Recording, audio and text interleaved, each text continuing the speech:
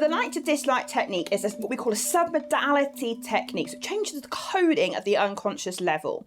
And what we do is we map one thing onto something else. We are going to do a submodality mapping across process. I hope you've enjoyed eating the last piece of whatever it is that you were eating. We use a food or drink and we take something that someone really, really likes and we make it so they don't like it anymore. It can actually be used in so many different contexts. I remember using it with a guy once who had a real dislike of going to the gym. And wanted to go to the gym. So I used the process to understand what we call the coding or the submodalities for him thinking about going to the gym. And then I took something that he loved doing. I think if I remember rightly, it was playing with his sister on the weekends or something. And I changed the coding of the gym so it had the same coding, if you like, as going to the gym. So that was really good. A business context example, I've used it to help people with phone calls. So a lot of small business owners have to make phone calls in order to survive as a business. And I remember meeting a woman once who so disliked making sales phone calls that she employed someone to do it for her. And even to her, it sounded bonkers. And in a matter of about 20 minutes, I took her dislike of making phone calls and I made it so that she loved doing it. So the thing that you like that you wish you didn't is? Haribo. Julian was an amazing delegate to work with on the course. He absolutely loved Haribo. My mouth is watering. Is it? And what we do on the course is we get them to bring that item with them. So that's what he did. He brought the Haribo just to prove to everybody how much he liked them. He sat there and he ate loads of them. He was like, yeah, I really like this. I then did the technique and I hid them during the process so we couldn't see them.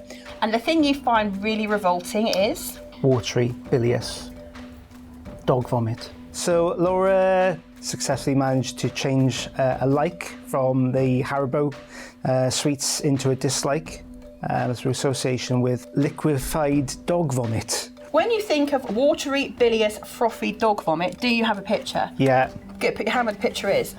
So the way that I like to dislike works is we use something called internal representations. So think of that as like a picture at the unconscious level.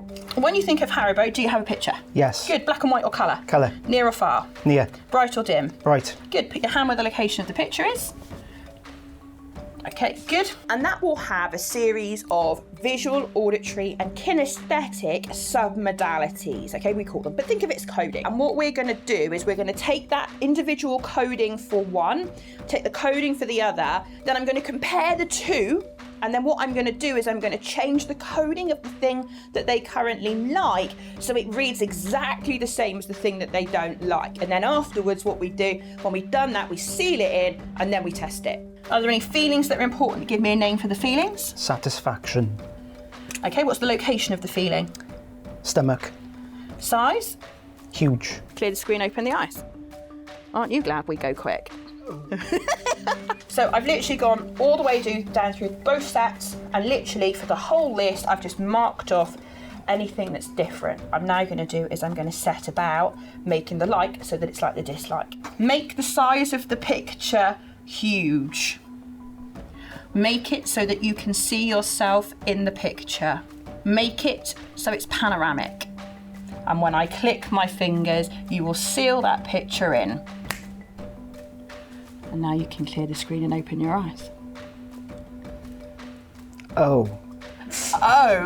We got to the end and I got the Haribo out and I stood in front of him and I just showed them to him and said, do you want any of this? And he was like, no. I'm impressed. So do you fancy any Haribo? No, I really don't fancy Haribo.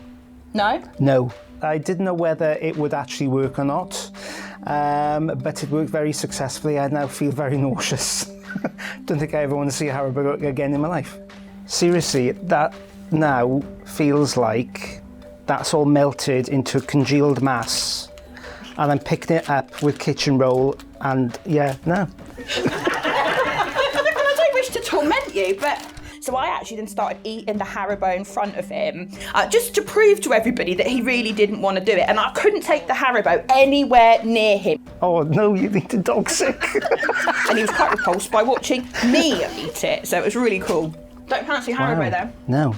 I'm quite astounded, to be honest with you. I wasn't kind of expecting that change to happen so quickly.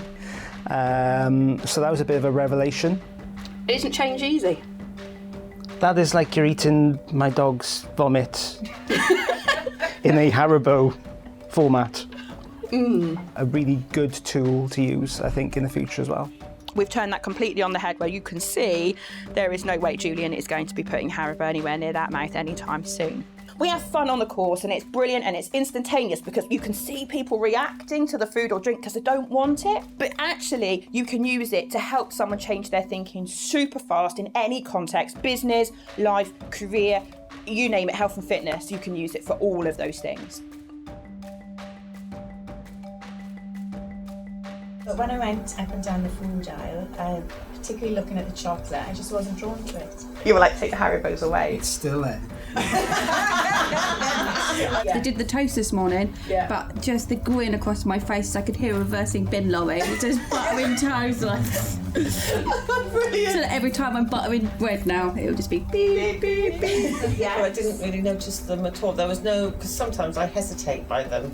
But I didn't hesitate at all this morning. I just went straight past them. I would normally notice it absolutely everywhere. I'm sitting here thinking, well, I didn't see any chocolate at all. I didn't even notice it or have a desire to buy it. I'd normally pick it up as part of like lunch. So the fact you saw cat litter is your unconscious mind going, don't go there. You know, even though you know full well it wasn't, that's the immediate reaction. It's like the Warburton's bread and the beeping lorry. You know that bread doesn't beep, but yet your unconscious mind is just giving you that little reminder that's just like, no, I don't think you want to be doing that.